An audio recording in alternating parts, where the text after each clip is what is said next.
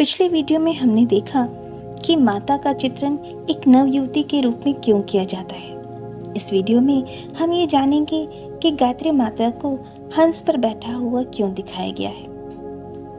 हंस एक पक्षी है जो मानसरोवर में पाया जाता है। कहते हैं कि वो मोती ही खाता है।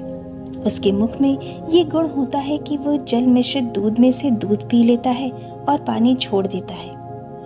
ये बात कहाँ तक सत्य है, कहाँ नहीं जा सकता।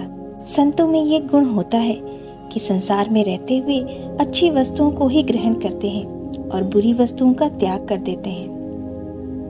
कहा गया है कि जड़ चेतन गुण दोष में विश्व कीन्ह करतार, संत हंस गुण गहि पय परिहरि वारि विकार।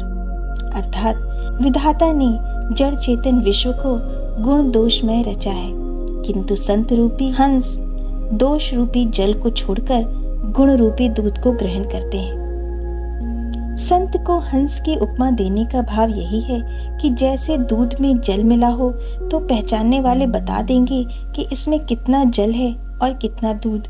इसी तरह वेद शास्त्र बताते हैं कि प्रत्येक वस्तु में क्या गुण है और क्या दोष है। यदि दूध में जल मिला हो तो हंस दूध पी लेता है। ऐसा विवेक हंस को छोड़कर किसी और को नहीं है। वैसे ही दोष को छोड़कर केवल गुण सब में से निकाल कर ग्रहण कर लेना, ये केवल संत का ही काम है। इसलिए ऐसे संत को परम हंस कहते हैं। गायत्री माता वेदों की जननी है। उन्हें हंसारूढ़ दिखाना बहुत ही उपयुक्त है। वेद भी गुण दोष का विभाजन करते हैं और वेदों की माँ गायत्री में भी ऐसा गुण होना स्वाभाविक है।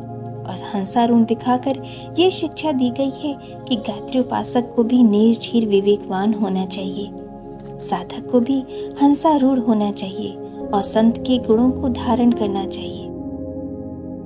यदि गायत्री उपासक अपने दुर्गुणों को दूर न करके जप करता है तो उसकी साधना सफल नहीं होती और परिश्रम व्यर्थ जाता है। ऐसे ही लोग ये कहते फिरते हैं कि गायत्री जप से कोई लाभ नहीं। साधना क्षेत्र में ऐसे लोगों को निराशा ही मिलती है। वे आत्म परिष्कार के लिए, आत्मशुद्धि के लिए कुछ नहीं करते, बल्कि देवताओं को फुसलाने वाले सस्ते तरीके ढूंढने और उतने भर से लंबी चौड़ी आशाएं लगाए रहते हैं। इसलिए हंसारूढ़ गायत्री माता के भाव को हृदय में धारण करके साधना में अग्रसर होने से शीघ्र ही अभीष्ट फल मिलने लगता है।